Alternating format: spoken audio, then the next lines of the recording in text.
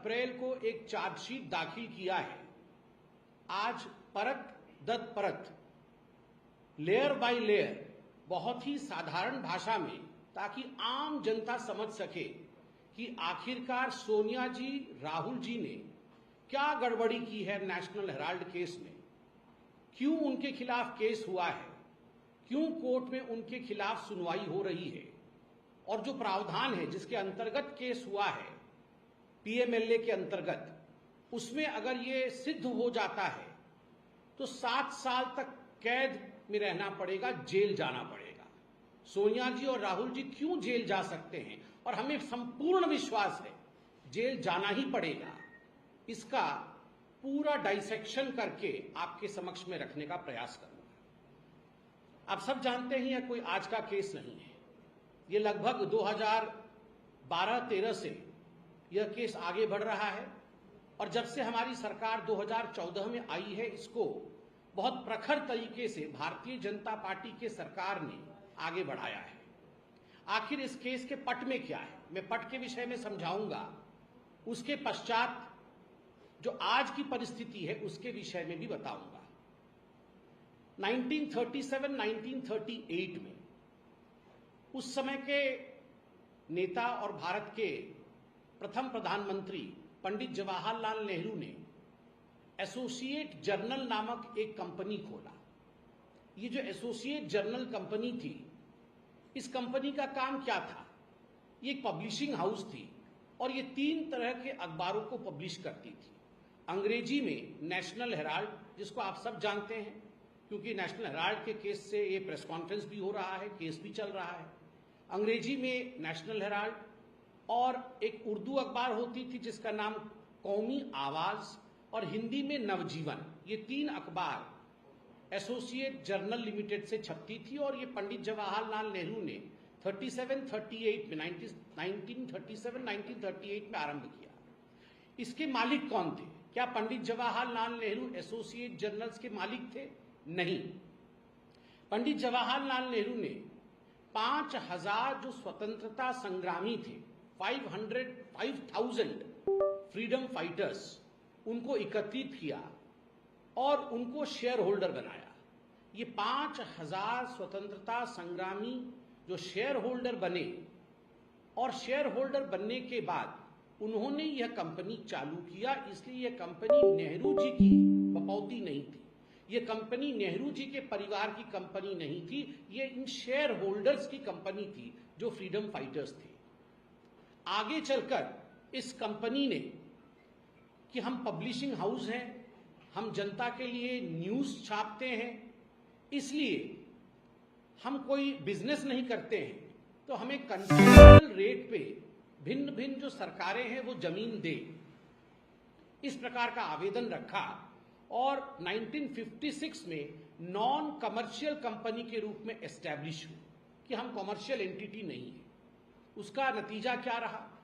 उसका नतीजा यह रहा कि देश भर के, उस समय तो प्रधानमंत्री पंडित जवाहरलाल नेहरू थे ही, स्वाभाविक रूप से उनका एक इन्फ्लुएंस था। देश भर के सभी राज्यों ने प्राइम लोकेशंस पे एजेएल को, एसोसिएटेड जर्नल लिमिटेड को, क्योंकि एक नॉन कमर्शियल एंटिटी थी, उसके नाम पर उन्होंने प्राइम लैंड पे बहुत बड़े बड़े जमीन नॉमिनल रेट पे, 2 रुपए 1 रुपए के दाम पे, भाव पे, इन्होंने देश भर में जमीन दिया। लखनऊ के प्राइम प्रॉपर्टी पे, मुंबई के प्राइम प्रॉपर्टी पे, दिल्ली में तो आप सब देखते ही हैं, बहादुर शाह जफर रोड में सबसे बड़ी बिल्डिंग नेशनल हेराल्ड की ही है। इस प्रकार पूरे देश के हर कोने में लगभग ऐसी 100 प्रॉपर्टीज है जो नेशनल हेराल्ड की प्रॉपर्टीज है। पूरे देश में ये प्रॉपर्टीज एक्वायर की गई और ये अखबार छपने का काम चलता रहा। धीरे धीरे नेशनल हेराल्ड कोई पढ़ता नहीं था। इनका काम, नेशनल हेराल्ड की जो कंपनी थी, जो मूल कंपनी थी एसोसिएटेड जर्नल लिमिटेड, ये नुकसान में जाने लगा, अर्थात लॉस में जाने लगा। जब ये लॉस में जाने लगा तो लगभग 2008 में एक ऐसी परिस्थिति आई कि कागज छापना और संभव नहीं हुआ। कागज छापने का काम उन्हें 2008 में संपूर्ण रूप से बंद करना पड़ा, और एक 90 करोड़ का नुकसान एसोसिएटेड जर्नल लिमिटेड को हुआ। 90 करोड़ का नुकसान कैसे नुकसान हुआ? ऋण के नीचे आ गई, 90 करोड़ के ऋण के नीचे आ गई। कैसे आ गई? जो वहां पर एम्प्लॉय थे, उनकी ग्रेच्युटी है, उनको तनख्वाह देना है, वहां रिपेयर वर्क करना है, बिजली का बिल आता है, इन सब चीजों को लेकर एक 90 करोड़ के ऋण के नीचे एसोसिएटेड जर्नल आ गई। तो एसोसिएटेड जर्नल ने, उनको लगा कि हम 90 करोड़ का क्या करेंगे, कहां से लाएंगे। उस समय एसोसिएटेड जर्नल के डायरेक्टर कौन थे? मोतीलाल वोहरा जी थे। और 2008 और 2010 के आसपास लगभग 1057 स्टेक होल्डर्स थे, शेयर होल्डर्स थे। तो मोतीलाल वोहरा जी ने सोचा मैं क्या करूं, ये 90 करोड़ का तो बहुत बड़ा लोन हो गया है। तो वो कांग्रेस पार्टी के पास गए, AICC, all India Congress committee. तो ऑल इंडिया कांग्रेस कमेटी के पास जाके उन्होंने आवेदन दिया कि आप हमें 90 करोड़ का लोन दीजिए, तो मैं ये लोन जो है, जो हमारे एसोसिएटेड जर्नल पे आया है, हम चुका देंगे। तो वहां पर कौन थे? कांग्रेस में किसको बोलना पड़ेगा? कांग्रेस में सोनिया जी और राहुल जी। उस समय सोनिया जी अध्यक्षा थी और राहुल जी जनरल सेक्रेटरी थे। तो मोतीलाल जी गए और उनको बोले कि सोनिया जी, राहुल जी, बड़ा ही गड़बड़ हो गया है। तो सोनिया जी, राहुल जी ने कहा क्या हो गया मोतीलाल जी? ना, अरे वो एसोसिएटेड जर्नल लिमिटेड जो दादाजी ने आरंभ किया था, उनकी कंपनी तो नहीं है, मगर आरंभ उन्होंने किया था आप लोगों के बचाव के लिए। मतलब कोई भी कांग्रेस के खिलाफ लिखता था तो आप लोग उसमें प्रोपागेंडा करते थे।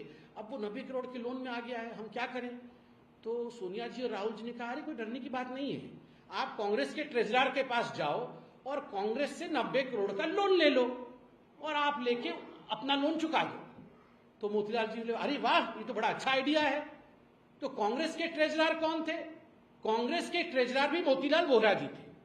तो मोतीलाल वोहरा जी जो एसोसिएटेड जर्नल के डायरेक्टर थे, वो कांग्रेस के मोतीलाल वोहरा जो ट्रेजरर थे उनके पास गए और बोले सोनिया जी और राहुल जी ने कहा है 90 करोड़ का लोन दे दो। तो 90 करोड़ का लोन दे दिया गया। मोतीलाल वोहरा जो एसोसिएटेड जर्नल के थे लेके चले गए, मगर समय के साथ वो लोन चुका नहीं पाए। और कहां से लोन चुकेगा? कोई तो नेशनल हेराल्ड पढ़ता नहीं था, अखबार छपना बंद हो गया था। तो उसी समय 2010 में ये एक और कंपनी खोली गई। ये जो कांग्रेस पार्टी है, कांग्रेस पार्टी के कुछ सदस्यों ने एक और कंपनी खोली। उस कंपनी का नाम था young India limited. Young India limited, उसके 4 सदस्य थे। कौन कौन थे? सोनिया जी, राहुल जी, ऑस्कर फर्नांडिस और मोतीलाल वोहरा। तो सोनिया जी के पास इस यंग इंडिया लिमिटेड के 38% शेयर थे और हमारे राहुल बाबा के पास इसके 38% शेयर थे। अर्थात दोनों को मिलाकर यंग इंडिया लिमिटेड के कुल मिलाकर शेयर 76% के हो गए। जिसके पास 51% शेयर होता है वो मालिक होता है। ये बेचारे ऑस्कर फर्नांडिस और मोतीलाल वोहरा जी के पास 24%, 24% के शेयर थे। तो मालिक बन गए मां बेटे। सोनिया जी और राहुल जी 76% शेयर पकड़ करके, शेयर होल्डर बन करके यंग इंडिया के मालिक बन गए। अब ये यंग इंडिया एक कंपनी खुलती है तो उसमें कैपिटल इन्वेस्टमेंट होता है। उस कैपिटल को लेकर आपको कंपनी खोलनी पड़ती है। तो यंग इंडिया कितने की कंपनी थी? 5 लाख की कंपनी थी। 5 लाख निवेश किया गया और उस कैपिटल एक्सपेंडिचर से ये कंपनी खड़ा किया गया जिसका नाम था यंग इंडिया। अब 5 लाख कहां से लाए, कहां से लाए? बहुत चिंता पड़ गया सोनिया जी, राहुल जी की, हम 5 लाख कहां से लाए? तो उन्होंने एक कंपनी से लोन लिया, 1 करोड़ रुपए का लोन लिया और वो कंपनी का नाम डोटेक्स इंडिया कंपनी थी। ये डोटेक्स कंपनी से लोन लिया। आप सोचिए 5 लाख रुपए के लिए 1 करोड़ का लोन लिया है। बाद में पूछताछ में मालूम पड़ा कि ये जो डोटेक्स कंपनी के मालिक हैं, उन्होंने ईडी को कहा कि हमारा काम तो गोरख धंधे का था, हम तो ब्लैक मनी को वाइट करते थे और वही पैसा हमने राहुल जी को और सोनिया जी को 1 करोड़ और कोई कोलैटरल नहीं, ऐसे ही एक गिफ्ट के रूप में हमने लोन दे दिया। इस लोन का कोई डिटेल नहीं कि कोलैटरल दिया, कैसे दिया, ऐसे ही एक लोन दे दिया, एक अंडरस्टैंडिंग में लोन दे दी। उसमें से 5 लाख की कंपनी खोली और बच तो बहुत सारा गया, 95 लाख तो बचा हुआ है 1 करोड़ में से। तो यंग इंडिया ने एक सुझाव दिया। यंग इंडिया में मोतीलाल वोहरा जी भी थे। तो राहुल जी और सोनिया जी ने बुलाया मोतीलाल वोहरा जी की, मोतीलाल जी जरा सुनिए। तो मोतीलाल जी गए राहुल जी और सोनिया जी के पास यंग इंडिया में। तो राहुल जी और सोनिया जी ने मोतीलाल वोहरा जी को बोला कि अरे यंग इंडिया वाले मोतीलाल वोहरा जी, आप ऐसा करो, आप हमारा एक प्रपोजल लेके जरा एसोसिएटेड जर्नल के मोतीलाल वोहरा जी के पास जाओ और उनको बताओ कि आप 90 करोड़ लोन कांग्रेस पार्टी का चुका नहीं पा रहे हैं, तो आपकी जो लोन है वो हम खरीद लेंगे, यंग इंडिया खरीद लेगी, एवज में हम 50 लाख रुपए देंगे और लोन हम चुकाएंगे। तो मोतीलाल वोहरा जी जो यंग इंडिया कहते बोले वाह ये तो बड़ा अच्छा आइडिया है, मैं जाता हूं एसोसिएटेड जर्नल के यंग जो मोतीलाल वोहरा जी हैं डायरेक्टर, उनके पास मैं जाता हूं। तो यंग इंडिया के डायरेक्टर मोतीलाल वोहरा राहुल जी और सोनिया जी के कहने के बाद उनका प्रस्ताव लेके एसोसिएटेड जर्नल के जो मोतीलाल वोहरा थे उनके पास गए और बोले ऐसा है कि यंग इंडिया हमारी कंपनी है, आपके पास 90 करोड़ का लोन है कांग्रेस पार्टी का, तो आप ऐसा करिए हमें आप ये लोन दे दीजिए, बेच दीजिए, आपके लोन को हम चुकाएंगे, यंग इंडिया चुकाएगी और एवज में हम आपको 50 लाख रुपए देते हैं। तो मोतीलाल वोहरा जो एसोसिएटेड जर्नल के थे उनका वाह 50 लाख आप देंगे भी और हमारा लोन भी चुका देंगे, एग्रीड, हम मानते हैं इस बात। 50 लाख रुपए एसोसिएटेड जर्नल ने लिया और उन्होंने अपने जो सारे शेयर थे, एक शेयर 10 रुपए का, ऐसा करके 9 करोड़ शेयर, 9 इंटू 10 90 करोड़, तो ये सारे शेयर उन्होंने एसोसिएटेड जर्नल ने यंग इंडिया के नाम कर दिया कि अब हमारी जो शेयर्स हैं वो आपकी है, अब ये 90 करोड़ कैसे चुकाना है ये आप जानिए।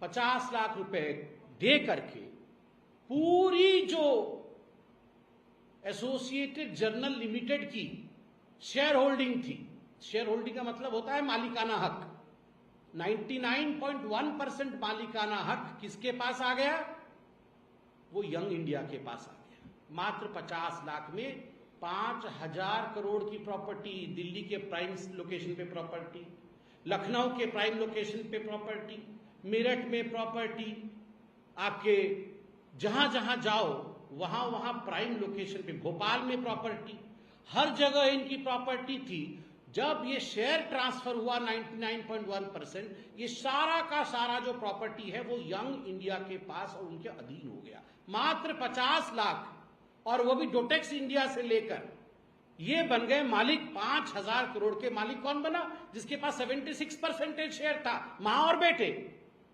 और ये मोतीलाल वोहरा जी चहुदिक दिशा में थे, ये डायरेक्टर एजेएल के भी हैं, ये डायरेक्टर यंग इंडिया के भी हैं और ये ट्रेजरर एआईसीसी के भी हैं। अब उसके बाद जब यंग इंडिया मालिक बन गई तो जो कांग्रेस के मोतीलाल वोहरा जी थे ट्रेजरर, उन्होंने कहा कांग्रेस पार्टी जो 90 करोड़ लोन हमने दिया था एसोसिएटेड जर्नल को, हम उसे माफ करते हैं, वो लोन वापस करने की आवश्यकता नहीं है, माफ। 90 करोड़ का लोन माफ कर दिया राहुल जी और सोनिया जी के कहने पर। प्रश्न उठता है, प्रश्न नंबर 1, क्या एक पॉलिटिकल कंपनी किसी और एंटिटी को लोन दे सकती है? क्या कांग्रेस पार्टी यंग इंडिया को, क्या कांग्रेस पार्टी एजेएल को इस केस में जो 90 करोड़ का लोन दिया, क्या ये जायज है? कांग्रेस पार्टी एक पार्टी है, चंदे पे चलती है, लोग देते हैं, बैंक नहीं है जो लोन देगी। कैसे लोन दिया, नंबर 1। नंबर 2, वही लोग तीनों जगह हैं, क्विड प्रो को, वही सोनिया जी राहुल जी यहां मोतीलाल वोहरा को बोलते हैं, वही सोनिया जी राहुल जी लोन माफ कर देते हैं, वही सोनिया जी राहुल जी 5000 करोड़ की प्रॉपर्टी हड़प लेते हैं। तो इस प्रकार से ये जो पूरी हड़पाई हुई है, मैं तो आज से आप लोगों को अपील करूंगा, इसको आप चोरी या भ्रष्टाचारी मत कहिए, ये सरेआम डकैती है, डकैती। पहले हम हिंदी पिक्चर में देखते थे घोड़े पर बैठ के डाकू आते थे, ऐसे बंदूक लेके, बंदूक नहीं राइफल, बड़ा बड़ा बंदूक लेकर आते थे और कोई भी बाहर खड़ा हो गोली मार करके, पूरे सरेआम दोपहर को दिन में आते थे और गोली मार करके उसकी प्रॉपर्टी हड़प लेते थे डाकू घोड़े पे बैठकर। और मॉडर्न डाकू तो यही है, ये तो डकैती है। ये सरेआम नाक के नीचे एक कंपनी बना करके 50 लाख में 5000 करोड़ रुपए हड़प ली है। बस इतना ही फर्क है कि सोनिया जी राहुल जी घोड़े पे बैठ के नहीं आए, और राइफल पकड़ के नहीं आए, बाकी तो पूरी डकैती ही है। तो इसको आप चोरी और भ्रष्टाचारी मत कहिए, ये नेशनल हेराल्ड डकैती केस है जिसमें कि एक्यूज्ड नंबर 1 सोनिया गांधी है और एक्यूज्ड नंबर 2 राहुल गांधी है। अब वर्तमान में आते हैं, ये वर्तमान में पूरा विषय क्यों उठा है। अप्रैल 15 को 2-3 दिन पहले ईडी ने चार्जशीट फाइल किया जिसमें सोनिया जी, राहुल जी, साम पित्रोदा और सुमन दुबे, इन चारों का नाम नामित है। इनके नाम के साथ चार्जशीट फाइल किया गया। सोनिया जी, Rahul ji accused number 1, accused number 2। ये जो सैम पित्रोदा जो फॉरेन का काम देखते हैं और बीच बीच में बयानबाजी करते हैं, और सुमन दुबे ये भी डायरेक्टर है यंग इंडिया के, तो इनका नाम इंक्लूड किया गया है। अब इनका नाम क्यों इंक्लूड किया गया है, किस केस में इंक्लूड किया गया है। ईडी ने अपने चार्जशीट में पीएमएलए जो कि prevention of money laundering act है, उसके अंतर्गत वेरियस सेक्शंस के अंतर्गत इनका नाम इंक्लूड किया है। 2022 से 25 के बीच में कुछ डेवलपमेंट हुआ है नेशनल हेराल्ड के केस में। क्या क्या डेवलपमेंट हुआ है जो आज हम सबको जानना जरूरी है। नंबर 1 डेवलपमेंट हुआ है, आपने टीवी न्यूज में देखा है कि राहुल जी से और सोनिया जी से ईडी ने पूछताछ की है। अब डकैती करोगे तो पूछताछ तो करेगी। उनसे पूछताछ हुई, पूरा कच्चा चिट्ठा सामने आया, कहां पैसा छुपा हुआ है, किस प्रकार से लेन देन हुई है, ये सारा कुछ सामने आ गया पूछताछ से। मल्लिकार्जुन खड़गे जी, आज मल्लिकार्जुन खड़गे जी, with all due respect to Mallikarjun खड़गे जी, वो एकमात्र एम्प्लॉई है नेशनल एसोसिएटेड जर्नल लिमिटेड की। ही इज द ओनली कर्मचारी ऑफ एजेएल, इसलिए उनसे भी पूछताछ हुई कि आप अकेले कर्मचारी हैं भैया, आप बताइए। दूसरा विषय।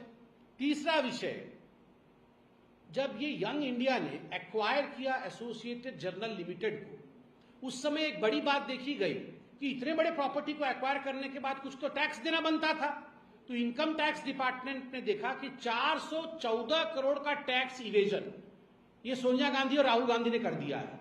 50 लाख देके 5000 करोड़ की प्रॉपर्टी ले ली और टैक्स नहीं दिया, तो 414 करोड़ का टैक्स इवेजन भी किया है, यह भी सामने आ गया। उसके बाद 16 लोकेशंस पे, जो ये एजेएल की प्रॉपर्टी थी, 16 लोकेशंस पे रेड मारे गए एजेंसीज के और बहुत सारे दस्तावेज सामने आए। उन दस्तावेजों में बहुत सारी बातों का खुलासा हुआ। जब ईडी ने ये रेड किया और ईडी ने उसके साथ ही जो इमूवेबल प्रॉपर्टी थी एसोसिएटेड जर्नल की, उनको सील कर दिया। और इससे बहुत कुछ सामने आया जो मैं आपको अभी बताने वाला हूं। ये चौंकाने वाला विषय है। ईडी के चार्जशीट से मैं पढ़ता हूं कि आखिर इन प्रॉपर्टीज को सील क्यों किया गया, इन पर रेड क्यों डाला गया, वर्तमान में एक केस सोनिया जी और राहुल जी के खिलाफ क्यों हुआ। ईडी कहती है, these properties were attached after extensive investigation by the ED, which revealed significant generation and possession and use of proceeds of crime to the tune of 988 crore. To secure the proceeds of crime and to prevent the accused from dissipating the same. कल कांग्रेस वाले press conference में कह रहे थे, अरे कोई property तो बेचा नहीं, कोई प्रॉपर्टी खरीदा नहीं, प्रॉपर्टी तो जहां का तहां खड़ा है, फिर हमने क्या गड़बड़ी की। ईडी ने कहा, भैया प्रॉपर्टी तो वहीं खड़ी है, मगर उस प्रॉपर्टी का इस्तेमाल करके, उस प्रॉपर्टी के माध्यम से आपने प्रोसीड्स ऑफ क्राइम मतलब जो आपने भ्रष्टाचार किया, उससे जो उगाही की, उस प्रोसीड्स ऑफ क्राइम को आपने स्टोर किया, उस प्रॉपर्टी के माध्यम से उसे यूज किया और उस प्रॉपर्टी के माध्यम से आपने जनरेट किया, और लगभग 1000 करोड़ रुपए अब तक 22 से 25 के बीच में 1000 करोड़ रुपए आपने जनरेट कर लिया है, ताकि ये पैसा आप ठिकाने न लगा दो और उस पैसे का हिसाब में हेरफेर, ये तो मां बेटे तो हेरा फेरी कर रहे हैं ना, तो हेरा फेरी आप ना कर दो, इसलिए हमने इसे सब सील कर दिया है। अब क्या प्रोसीड्स ऑफ क्राइम थे जो ईडी ने अपने चार्जशीट में लिखा है? 3 महत्वपूर्ण प्रोसीड्स ऑफ क्राइम लिखा है। ये बिल्डिंग्स तो थी ही, मगर इन बिल्डिंग्स के माध्यम से बोगस डोनेशन, कि हम डोनेशन देंगे जी, 18 करोड़ के बोगस डोनेशन हुए हैं। हम नेशनल हेराल्ड को, हम आपके कॉज के लिए डोनेशन देना चाहते हैं। अब देखिए, ये जो यंग इंडिया कंपनी थी, ये तो नॉन प्रॉफिट ऑर्गेनाइजेशन है। नॉन प्रॉफिट ऑर्गेनाइजेशन का मतलब है हम कोई प्रॉफिट नहीं कमाएंगे, हम रियल एस्टेट का काम नहीं करेंगे, हम क्या करेंगे, चैरिटी का काम करेंगे। मगर जब उनके कागज देखे गए तो उसमें चैरिटी के नाम पे तो एक भी रुपया खर्चा नहीं हुआ है, एक भी रुपया चैरिटी पे खर्चा नहीं हुआ है। तो सारा काम तो कमर्शियल किया है आपने।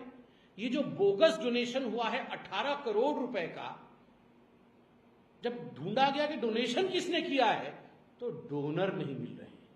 डोनेशन आया है 18 करोड़, अब डोनेशन किसने दिया है पता नहीं जी। अब उसके साथ बोगस एडवांस रेंट, एक बिल्डिंग है बहादुर शाह जफर बिल्डिंग, तो किसी ने कहा मैं भैया ये फर्स्ट फ्लोर रेंट पे लूंगा, 2 करोड़ रुपए महीने दूंगा, तो आप मुझे रेंट पे दीजिए। तो बाद में रेट में देखा गया अरे रेंट तो आ रहा है मगर बिल्डिंग तो खाली है, इसमें तो कंपनी है ही नहीं। तो बोगस एडवांस रेंट लेकर मां बेटे ने, यंग इंडिया ने कमाया 38 करोड़ रुपया, 38 करोड़ रुपया कमा लिया। घर खाली, रेंट आ रहा है। अरे बाप रे, ये डकैती नहीं तो क्या है। बोगस एडवर्टाइजमेंट आ रहा है और उसमें 29 करोड़ रुपए ले लिया है। एडवर्टाइजमेंट कौन दे रहा है? अब सोचिए कि मां बेटे के पास 100 करोड़ रुपए है, उसको वाइट करना है, तो वो क्या करेंगे, वो जाके बोलेंगे उन्हीं के कांग्रेस के नेता को, तुम्हारा जन्मदिन कब है? बोलेगा मेरा जन्मदिन परसों है। बोलेगा अच्छा तुम ये लो 50 लाख रुपए, जाओ जरा जाके एजेएल को दो, 50 लाख रुपए का वो एडवर्टाइजमेंट तुम्हारे जन्मदिन पे निकालेगी और फिर लाके 50 लाख रुपए हमें ही दे देना। तो 50 लाख रुपए वाइट हो गया। वो कांग्रेस का किसी का happy birthday Guddu Buddu, Congress party, ये हाथ का चिन्ह, बस गुड्डू बुड्डू का हैप्पी बर्थडे, और वहां जो है 100 करोड़ का वो वाइट बन गया। तो ये धंधा चल रहा था उसके अंदर, और पूरी तरह से ईडी ने पूछताछ इत्यादि करने के बाद bogus donation, bogus advance rent और बोगस एडवर्टाइजमेंट का काम, गोरख धंधा का खुलासा किया है। अब बहुत सारे सवाल है। ये जो एसोसिएटेड जर्नल लिमिटेड के शेयर्स आपने यंग इंडिया को दे दिए, 99.1% की मालिक हो गई यंग इंडिया। ये शांति भूषण जी लॉ मिनिस्टर थे इंडिया के, और मार्कंडेय काटजू जी ये सुप्रीम कोर्ट के जाने माने जस्टिस थे, ये सब भी शेयर होल्डर थे। इन्होंने कंप्लेन किया कि अरे भैया हम तो शेयर होल्डर हैं, कंपनी का रूल होता है कि कंपनी अगर किसी और को आप हैंडओवर कर रहे हो, शेयर बेच रहे हो, तो शेयर होल्डर को तो आप बताओगे, मगर बिना शेयर होल्डर को बताए ये सारे शेयर ट्रांसफर कैसे यंग इंडिया को हो गए? तो ये भारतीय जनता पार्टी केवल नहीं कह रही है, ये शांति भूषण जी और मार्कंडेय काटजू जी भी बता रहे हैं। तो इस प्रकार से जो पूरा गोरख धंधा हुआ है 2008 में यंग इंडिया, 2010 में यंग इंडिया खोल करके जो ये खुराफाती हुई है, ये डकैती है। मां बेटे ने डकैती की है। अक्यूज नंबर 1 है सोनिया गांधी, अक्यूज नंबर 2 है राहुल गांधी। और वैसे मुझे लगता है जब मैं प्रेस कॉन्फ्रेंस कर ही रहा हूं, अब पूरा परिवार ही डाका डाल रहा है, तो इन सब के आका रॉबर्ट वाडेरा, तो आप सोचिए रॉबर्ट वाडेरा भी पकड़ा गया है। ये जो रॉबर्ट वाडेरा थे, ये सिकोपुर गांव में, हरियाणा में इन्होंने जमीन ली। इन्होंने लगभग 3.5 एकड़ को जमीन खरीदी। कितने में खरीदी? ये 7.5 करोड़ में खरीदा, और उसके 3 साल बाद उसको बेच दिया डीएलएफ को 58 करोड़ में। ये राहुल गांधी और रॉबर्ट वाड्रा को भेजना चाहिए हार्वर्ड यूनिवर्सिटी में कि कैसे बिना जेब में पैसा लिए कैसे 100 करोड़ रुपए कमाया जाए। ये दोनों बता सकते हैं, पढ़ा सकते हैं। आप बताइए 7.5 करोड़ रुपए में जमीन खरीदी और बेचा 58 करोड़ में, और बाद में मालूम पड़ा कि 7.5 करोड़ भी नहीं दिया था, डीएलएफ को बेचा था। डीएलएफ के ही पैसे को लेकर के 50 करोड़ डीएलएफ से लिया था, उसमें 7.5 करोड़ फिर डीएलएफ को दे दिया, और फिर 58 करोड़ में डीएलएफ को बेच दिया। ऐसे कैसे हुआ?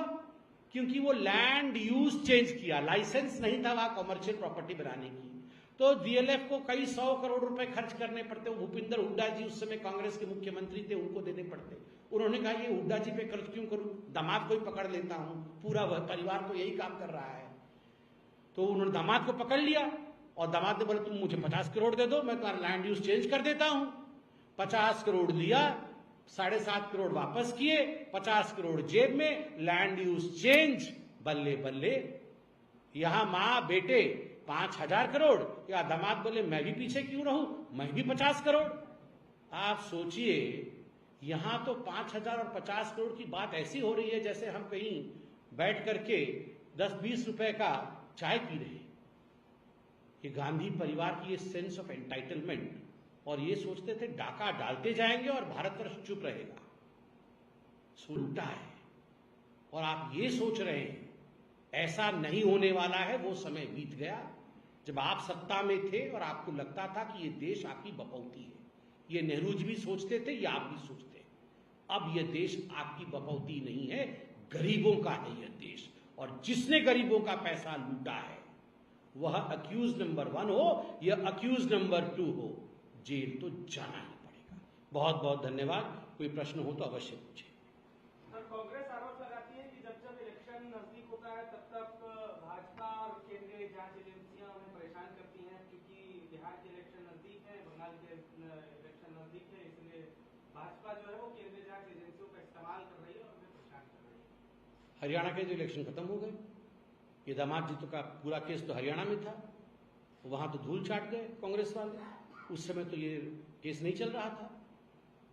और देखिए, इलेक्शन इस देश में हमेशा चलते रहेंगे। मैं तो बोल रहा हूं कांग्रेस पार्टी को, अगर उनको इस पर डाउट हो रहा है कि इलेक्शन के कारण रेड हो रही है तो 1 नेशन 1 इलेक्शन लाने दीजिए। 1 नेशन 1 इलेक्शन होगा, मगर अनंत रेड तो आपके ऊपर होंगे ही। आपने एक दिन आप देख लीजिएगा, 1 नेशन 1 इलेक्शन होगा, मगर इनन्यूमरेबल रेड्स हम कांग्रेस पार्टी कंटिन्यू करती रहेगी, क्योंकि इन्होंने इनन्यूमरेबल एक्ट्स ऑफ करप्शन किया है। इसलिए ये सब बहानेबाजी नहीं चलेगी। और ये अभिषेक मनु सिंघवी जी और जो इनके बड़े बड़े वकील आके यहाँ पर प्रेस कॉन्फ्रेंस कर रहे हैं, भैया प्रेस कॉन्फ्रेंस करने से क्या होगा? जो आप दलीलें यहां दे रहे हैं, कोर्ट में दलील दो। माँ बेटे तो बेल पे बाहर है ना, दोनों माँ बेटे बेल पे बाहर हैं। और दोनों माँ बेटे ने जाके सुप्रीम कोर्ट में कहा था कि इस केस को स्टे कर दिया जाए। सुप्रीम कोर्ट ने मना कर दिया इस केस को स्टे करने के लिए। तो मेरिट देखा है सुप्रीम कोर्ट ने।